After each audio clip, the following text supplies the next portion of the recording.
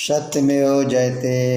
हमारे चैनल रोग मुक्त शरीर में आप सभी लोगों का स्वास्थ्य की पाठशाला में हार्दिक स्वागत है।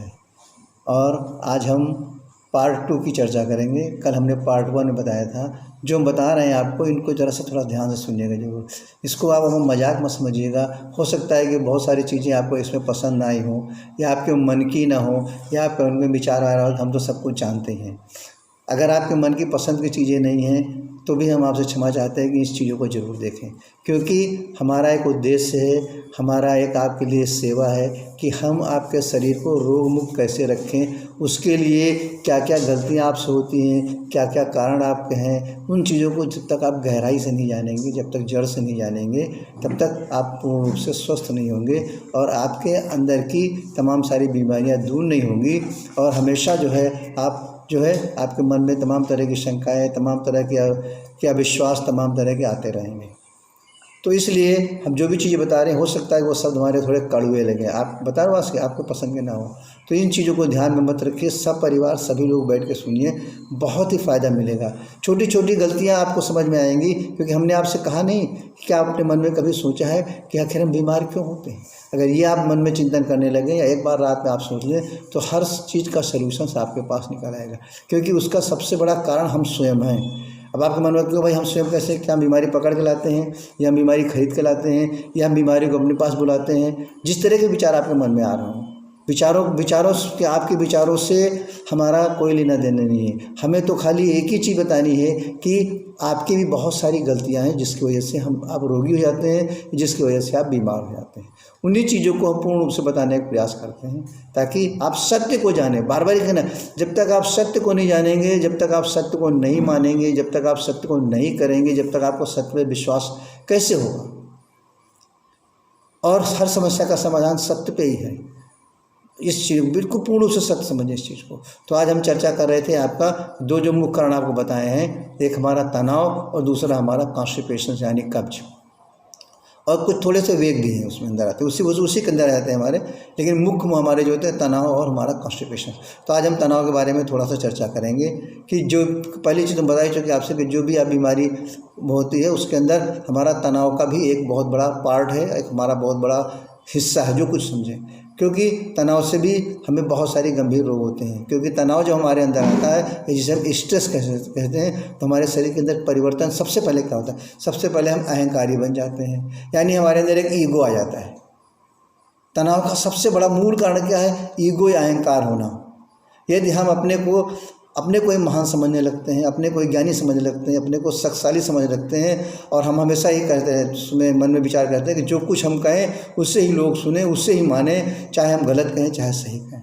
और मेरे हर प्रकार के कार्य चाहे अच्छे हों या बुरे हों, ना तो उनका किसी प्रकार से कोई विरोध करे और ना उसके बारे में कोई कुछ कहे। इस तरीके से हम अपने जीवन को अहंकारी बना लेते हैं। यानी हम, अहंकार का मतलब हुआ कि हम अपनी कमियों को न देखते हैं, न सुनना चाहते हैं, न महसूस करना चाहते हैं। जब इस तरह की चीज़ें हमारे मन के आ जाती हैं, इस तरह के विचार हमारे मन के अंदर आ जाते हैं और इस तरह के प्रभाव हमारे अंदर आते हैं, तो हम समझिए कि हमारे अंदर तनाव की शुरुआत शुरू हो गई, हम तनाव में चले गए। क्योंकि तनाव भी जो है हमारा एक तरह से रोग की जननी है, बस ये समझ लीजिए आप। तो और दूसरा भी और कारण इसके अंदर क्या है कि हम ज़्यादातर जो भी हमारी इनकम होती है, जो भी हमें जो तनख्वाह के रूप में मिलती है, जो भी हमारी सैलरी होती है, उससे ज़्यादा हमारे खर्चे। तो सोचिए आप, ये सब चीज़ें अगर आपसे कह रहे हैं कि आप ही इसके जिम्मेदार हैं, तो कोई दूसरा कौन जिम्मेदार होगा। सोचिए जरा सा, एक बार चिंतन तो करिए आप। तनाव में होने पर हमारे शरीर के अंदर क्या क्या परेशानियां होने लगती हैं, उसको थोड़ा सा ध्यान देना चाहिए। यदि हम भोजन कर रहे हैं तो अगर हम उसमें तनाव में, तो भोजन हमारा ठीक से पचेगा नहीं, पाचन संबंधी बीमारी हो जाएगी। यदि हम तनाव में रात भर रहेंगे तो लेटे तो रहेंगे, लेकिन हमें नींद नहीं आएगी, सुबह हो जाएगी, नींद की गोली का सेवन करेंगे। यदि हम किसी कार्य के लिए जा रहे हैं और तनाव में हैं और उस कार्य में हमें सफलता मिलनी है, पक्का है, लेकिन फिर भी हम उसके अंदर असफल हो जाएंगे, क्योंकि हम तनाव में हैं। तो किसी भी प्रकार की जो हमारे रोज़ की दिनचर्या वाले कार्यक्रम हैं, उसमें किसी भी कार्यक्रम में नहाने से लेके, खाने से लेके, मंजन करने से लेके, ब्रश करने के लेके, मल त्याग करने से लेकर के, ऑफिस जाने से लेकर के, कपड़े पहनने से लेकर के, घर के पारिवारिक लोगों से अपने मधुर संबंध से लेकर के, इन सब चीज़ों में अगर जरा सा भी हम तनाव में रहेंगे तो सभी चीज़ें हमारे लिए और बड़ा तनाव पैदा कर लेंगे।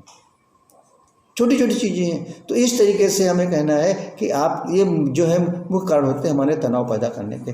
अब हमारे अंदर तनाव से कौन कौन से रोग हो जाते हैं ज़्यादातर। अगर हम तनाव में रहेंगे तो हमें अनिद्रा हो जाएगी, यानी इंसोम्निया हो जाएगी, हम मानसिक रोगी हो जाएंगे, हमारे अंदर चिड़चिड़ापन हो जाएगा, हमारे अंदर क्रोध आना शुरू हो जाएगा, हमारे अंदर कोई भी चीज़ हम खाएंगे तो पचेगी नहीं, गैस की शिकायत, एसिडिटी की शिकायत जाएंगे, स्वभाव के अंदर हमारे ड्राइनेस आएगी, यानी रूखापन हो जाएगा, चेहरे पर हमेशा लगेगा कि जैसे हम बहुत गुस्सा में हैं, परिवार के लोग भी हमसे दूरी बना के रखेंगे, पता नहीं किस समय क्या बोल दे, क्या हम इनसे कुछ पूछें कि ना पूछें, तमाम सारी एक भय का वातावरण हमारे घर में, हमारे अपने अन्य लोगों में, अगर हम ऑफिस जाते हैं तो ऑफिस के अंदर, और इस तरीके से हमें हमारे अंदर एक निराशा लगने लगेगी, यानी हम अपने को एक नर्वसनेस या होपलेस फील करने लगेंगे, और ज़्यादातर हमारे बॉडी के अंदर फिर नेगेटिव ऊर्जा आने लगेगी, यानी नकारात्मक सोच हमारी बढ़ती जाएगी और सकारात्मक सोच हमारी घटती जाएगी। तो जरा आप सोचें, हमें तनाव से मतलब कितने सारे तकलीफें हो रही हैं। अब इनके अंदर थोड़ा सा हम ध्यान दें कि इन तनाव को किस तरीके से दूर करने के भी कुछ उपाय हैं, जरूर उपाय हैं। अगर हमें अपने तनाव को दूर करना है तो हमें अध्यात्मवाद की तरफ जाना है, अच्छी अच्छी पुस्तकें पढ़ना है, अच्छी अच्छी चीज़ों को जानने की कोशिश करना है, और अपनी इच्छाओं को कंट्रोल करना है, सबसे पहला चीज़। यानी हमारी इच्छाओं का कंट्रोल न होना सबसे बड़ा तनाव का यही कारण है। यदि हम उसके लिए क्या करें, प्राणायाम का सहारा लीजिए, जिससे कि हमारा, क्योंकि ये तनाव का प्रभाव हमारे मन पर, हमारे ब्रेन में पड़ता है, मस्तिष्क से पड़ता है, तो उसके लिए हम प्राणायाम का सहारा लें। इसके लिए हम ओम का उच्चारण करें, थोड़ी सी आध्यात्मिक पुस्तकों को पढ़ा करें, थोड़ा सा आध्यात्मिक लोगों के बीच में जाएं, थोड़ा सा सत्संग सुनने के लिए समय निकालें। ये सब चीज़ें जो हैं हमारे तनाव को दूर करने में, हमारे तनाव को मुक्त करने में, हमारे तनाव को कम करने में बड़ी सहायक हैं और बड़ी मददगार हैं। और हम अपने घर के अंदर जब जाएँ तो मुस्कुराते हुए जाएँ। किसी भी तरह का तनाव हो, घर के बाहर ही उसको फेंक करके दें, उसको दूर करके जाएं। जिस बच्चों से, अपने माता पिता से, अपनी पत्नी से, अपने भाई बंधुओं से कोशिश करें कि सबकी बातें हम सुनें ऐसा, और इसके बाद जो है हम उनकी बातों का भी चिंतन करें, ताकि उन्हें भी किसी तरह का दुख ना हो और हमेशा परिवार में मुस्कुराते रहें।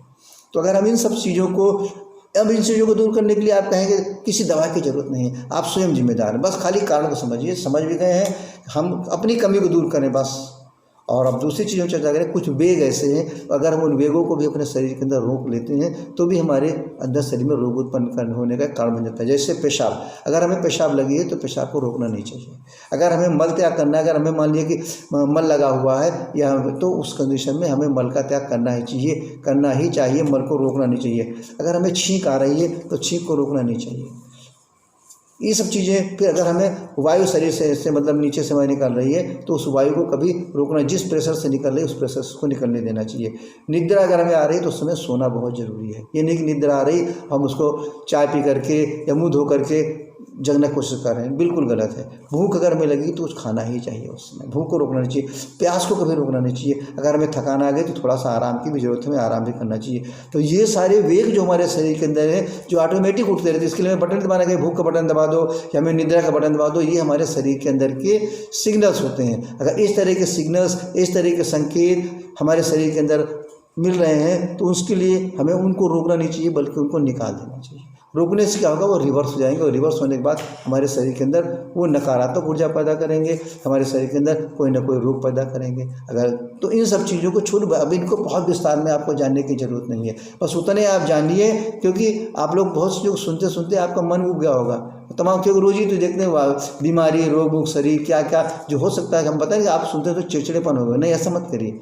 हमारा अनुरोध है कि हम बड़ी मेहनत से आपकी सेवा को दे रहे हैं और बताना चाह रहे हैं, जो बहुत सरल विधि है कि हम अपने शरीर को रोग मुक्त कैसे रखें। जब तक आप जागृत नहीं होंगे तब तक इसका संपूर्ण निदान नहीं मिलेगा, पूरा जीवन हम भटकते रहेंगे, फिर भी हम अपने शरीर को रोगी ही बनाए रखेंगे। तो क्या आप चाहते हैं कि हम स्वस्थ रहें? क्या आप चाहते हैं कि हमारे शरीर के अंदर रोग न हो? तो इसका मूल कारण आप अपने को समझिए और अपने अंदर जो कमियां हैं हमारे रोग को उत्पन्न करने वाली, उनको हम पूर्ण रूप से बताने की भी कोशिश कर रहे हैं, प्रयास कर रहे हैं, और उनको दूर करने की कोशिश करना आपका काम है। कारण बताना हमारा काम है, उसके निवारण को भी बताना हमारा काम है, केवल उसका आपको पालन करना आपका काम है। अगर आप उसका पालन भी नहीं कर पाएंगे तो ये हमें किसी अन्य को या किसी वैद्य को या किसी डॉक्टर को अगर आप दोषी देते हैं तो उसके पहले हम अपनी गलतियों को देखें, अपनी गलतियों के बारे में सोचें, अपने गलतियों के बारे में समझें और अपने गलतियों को दूर करने का पूर्ण रूप से सही तरीके में सत्य रूप में प्रयास करें। सत्यमेव जयते।